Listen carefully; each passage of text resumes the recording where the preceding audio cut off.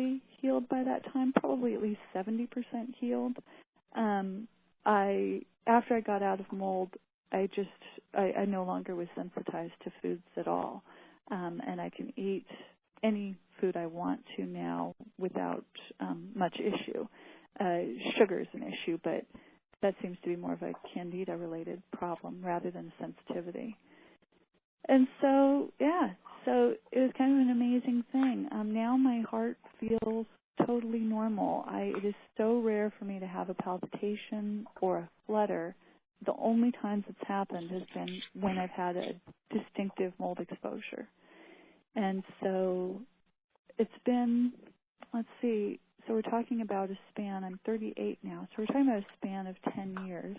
This isn't something that obviously can happen overnight, but I do think that the stuff that I've done and the increase in my nutrition and then reducing all of the things that were inflammatory to my body were the keys to causing this type of healing. So that's kind of how my story went. And I never got anything else retested because I just got better and I didn't really have any reason to at that point as far as like the heart stuff goes. Since nobody else was able to tell me any way to get rid of palpitations and the other issues that were happening, I really lost faith in cardiology, basically. Well, yeah, I agree. Like, in regards to treating stuff, I'm not expecting much from them unless I am in an emergency situation where I need like a surgery or something. But so in my case, they weren't able to detect the regurgitation just with like a stethoscope or even with an EKG.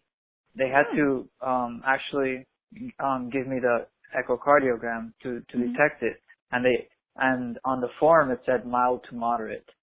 So the reason why I found out that the reason why I was pushing to get this tested was that to this day and since 2013, I can't sleep.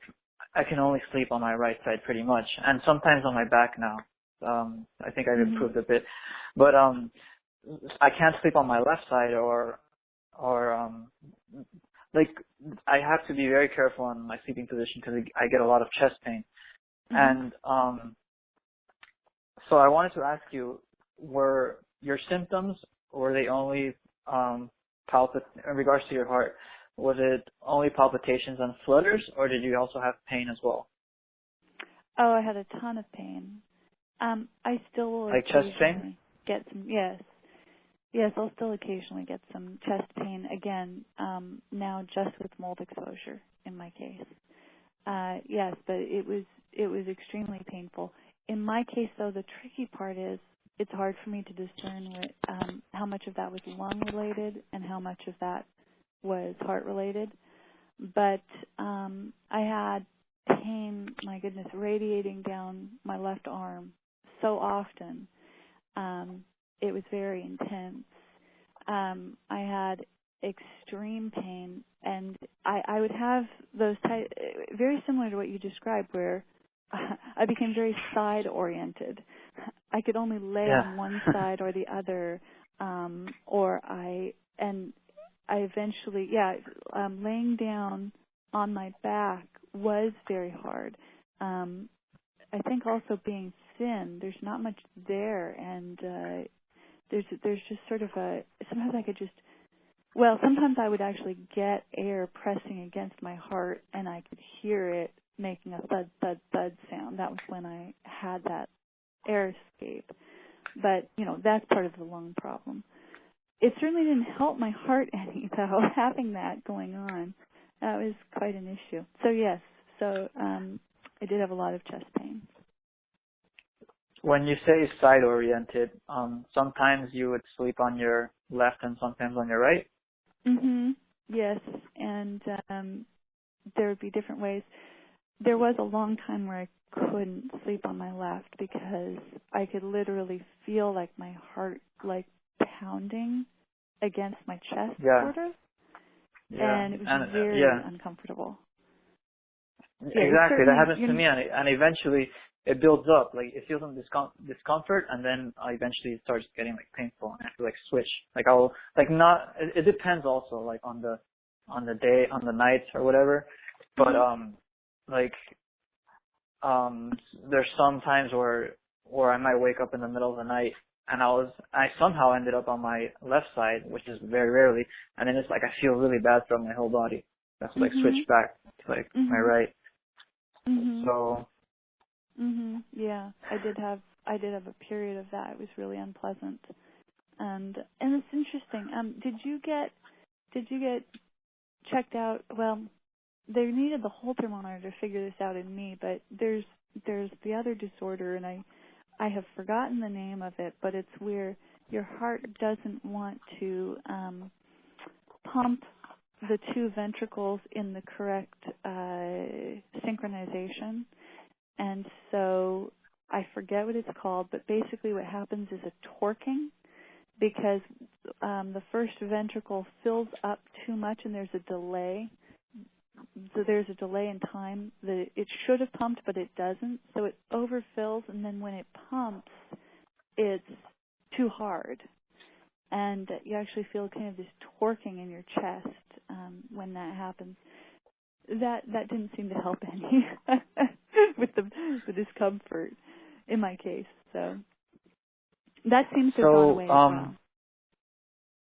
Yeah, that's interesting. Like I'm thinking that maybe I should get that checked out. Like I should get that 24-hour heart monitor to see if there's anything else, because the fact is that they couldn't detect my regurgitation until they did the echo. And it's interesting because when they did the echo, they had to put me in positions where it's usually painful for me to lie down, and it was painful while they were doing it, or like this uncomfortable.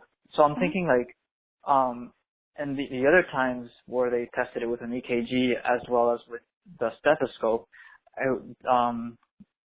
it wasn't like I didn't experience that discomfort. So I'm thinking maybe it's like a positional thing where sometimes I get the regurgitation and that's when I'm feeling the pain and stuff. Yeah, so. that may well be. That's really good troubleshooting.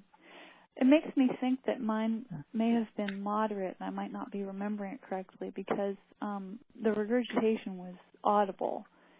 So, yeah, that's very interesting. That's very interesting.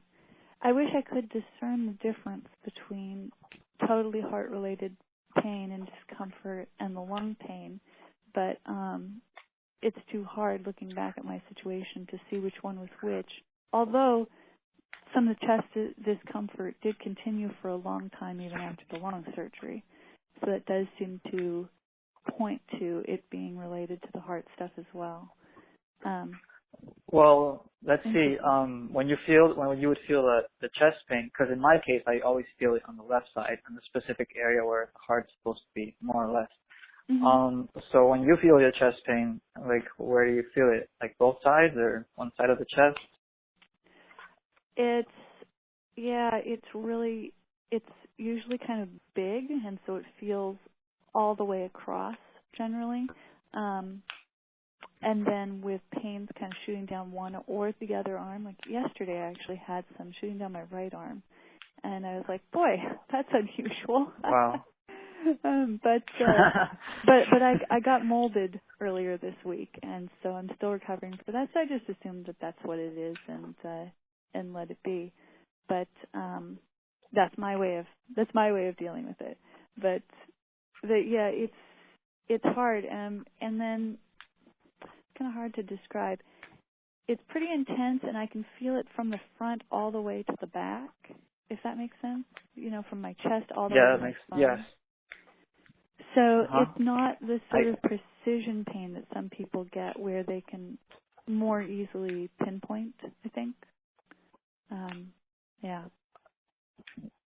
Yeah, well for me I also get that front to back thing, but it's always been on like my left side.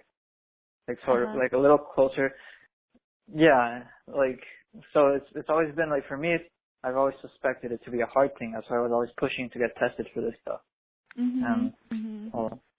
That's So what for me, happened. the left lung is the one that collapsed as well, so that one's also just prone to pain anyway. So yeah, too hard for me to discern at this point. But it's very interesting. I will love to see what happens once you're able to get out of mold. You know, if you feel like you are getting exposed, I think that might just turn things around for you, just because it's such a big inflammatory trigger.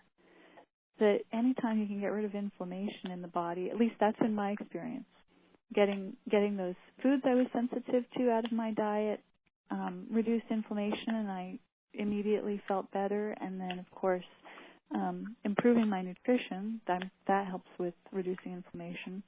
But the other, the last big piece being getting out of mold and such.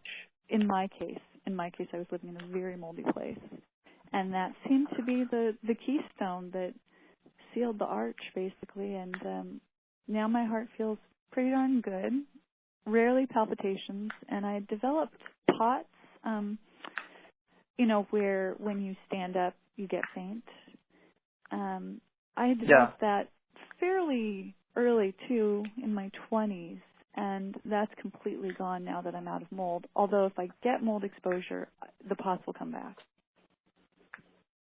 Okay, so to summarize, what you believe got rid of all your chest symptoms, or at least for what you suspect to be the regurgitation, is the GAPS diet was the most helpful, I believe, right? The first part though was actually getting rid of my food sensitivities, and the GAPS diet doesn't instruct people to do that necessarily.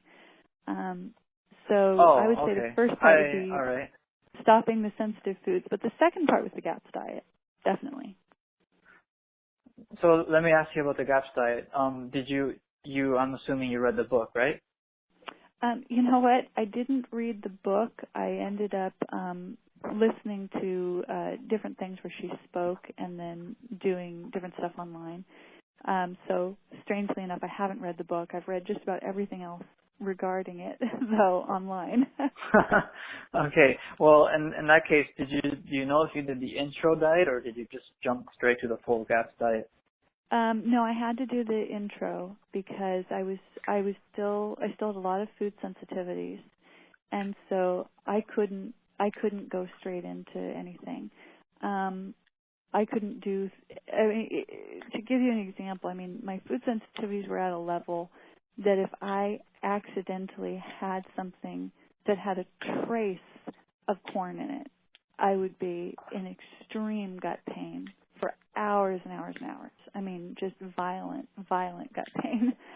And so, not that there's corn in the GAPS diet, but you have to, as a part of the healing process, you have to introduce dairy again. And dairy was something that I couldn't have. So, I started, like they say, very slowly with the dairy, using goat dairy, raw. Had to find a source for it, had to ferment it the proper amount using the GAPS. I actually used SCD appropriate probiotics to make the yogurt, and then starting with a tiny amount, because if I ate very much of it, more than a spoonful, even that amount, I did have symptoms.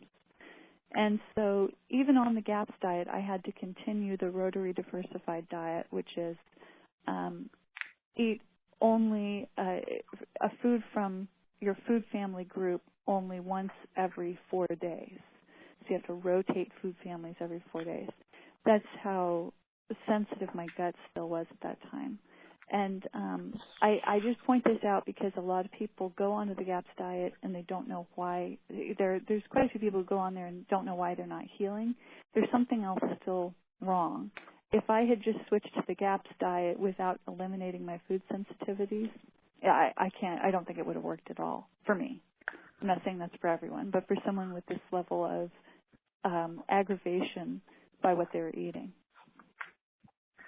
That's very interesting because I remember when I was I did the intro GAPS diet, and I saw it as very restrictive, because all you eat at the